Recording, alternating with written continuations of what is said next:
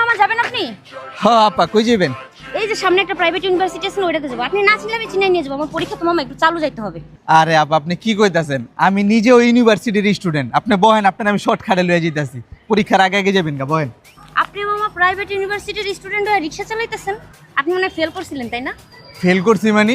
Pass করছি আপা, pass কইরাও এখন রিক্সা চালাই, সবই কপাল। পাস কইরাও রিক্সা চালান, তাইলে কি আপনি থার্ড ক্লাস পায় পাস করছেন তাই না মামা? থার্ড ক্লাস মানে ফার্স্ট ক্লাস ফার্স্ট। ওই ইউনিভার্সিটির ভিতরে টপ 10 স্টুডেন্ট থাকলে তাগো মধ্যে আমি একজন। আপনার ইউনিভার্সিটির দেয়ালে দেখবেন প্রিন্সিপালের লগে সুন্দর করে আমার একটা ছবি বাঁধানো আছে, আইসে থার্ড ক্লাস। ও মামা বুঝতে পারছি, রিক্সা চালানো মনে হয় আপনার পারিবারিক ব্যবসা তাই না? আপনি মনে হয় পাস করে চাকরি বাকরির জন্য অ্যাপ্লাই করেন নাই। আপনি এটা কি কইলেন আপা? বর্তমান যুগে পড়ালেখা করে চাকরি হয়? 2 বছরে আমি না হইলো 40 জোড়া জুতা খুয়াইছি আপা। প্রতি মাসে 2টা করে জুতা খুয়াই গেতাম, আর চাকরি পাইতাম না। এখন বাধ্য হয়ে রিক্সা চালাই।